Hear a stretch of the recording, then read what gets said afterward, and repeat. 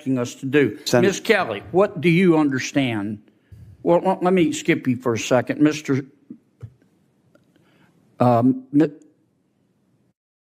Cameron, tell me what you're proposing. It's pronounced mix. Mix? Is that how would you like me to refer to you? Senator, your definition of sexual is synonymous with LGBTQ identity. I'm not asking you that. I'm asking you to tell me you read those two excerpts. Genderqueer. Do you think that, are you asking that only librarians and not parents have any say in whether minors can read those books? Is that what you're saying? Genderqueer has never been in my school library, so it's never been banned. Well, suppose it was. Should it be up just to the librarian, or should parents have a say? There should be facilitation of collaboration between students, parents have and a say? Parents should be working with students and educators to be making decisions, because students are... And who decides ultimately? The librarian, or do you take a vote, or who takes the vote? Book review committees in the community in my school district. You want a committee to decide? There are committees. Okay. Well, I'm asking you, how do we decide whether the two books that I just referenced should be available in the library? What would you, if you were running things, what would you do? All Boys Aren't Blue, the scene you mentioned, is about sexual abuse. I know what it's about. It's not What erotic. would you do in terms of making the books available? Would you say anybody can see them, or they have to be in a special session?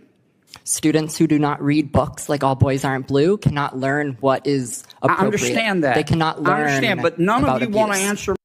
Parents, not librarians, not committees, not activists. Parents have the right to oversee what their children are exposed to. This isn't complicated. It's not extreme. It's basic parental responsibility. My question, you come here and you say censorship is bad, and of course it's bad. But the obvious response is, okay, you heard the books we're talking about. Okay, we're not talking about Catcher in the Rye. So tell me what you want, who gets to decide. And all I've heard is the librarians. And parents have nothing to do with it. And if that's your response, what planet did you just parachute in from? Parents, Senator... Or what country, more appropriately? This is not China. Parents, Senator, for all due respect, parents absolutely have a say. My parents were immigrants, came to this country. We never checked out books without our parents seeing what books we were reading. They encouraged us to read books. Mr. Secretary, I understand this is good for your politics back home. It's got nothing to do with my politics. My bill is passed. Of course it does. It has everything to do with your politics. I'm here to... But you came here with a problem, and I'm trying to understand the solution, and you don't have one. We solved the solution. Other than to tell us that we don't agree with you, we'll be on the wrong side of history. We solved the problem in Illinois. We fixed it. Because we well, there are others you could work on. Well, that's why I'm out here of to help. time. Thank you, Mr. Chairman. To help other states make these decisions. And yet, over and over, we see these activist voices try to remove parents from the equation. They want you to believe that if you question what's in your child's school library, you're hateful, you're ignorant, you're trying to ban books. But here's the truth. Shielding children from graphic sexual content is not censorship. It's called parenting. And it's a responsibility that no government institution or ideological movement has the right to override. Let's be real. This isn't about education. It's about access. It's about pushing an agenda into public schools under the radar without transparency. Because if most parents actually saw what's in some of these books, they'd be outraged, and rightfully so. This activist said his school district fixed the problem with review committees. But who's on those committees? Are they elected?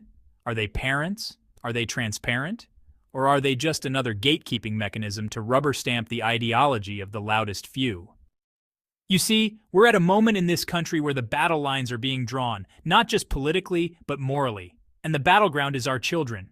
If we don't push back now, if we don't assert that parents are the primary authority in a child's life, we will lose an entire generation to confusion, to hypersexualization, and to values that we never agreed to. And let me say something else to the so-called progressives who think this is just culture war theater.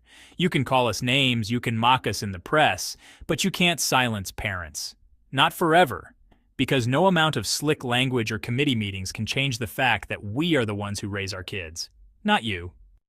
So if you're watching this and feeling discouraged, don't be. Be angry. Be motivated. Go to your school board meetings.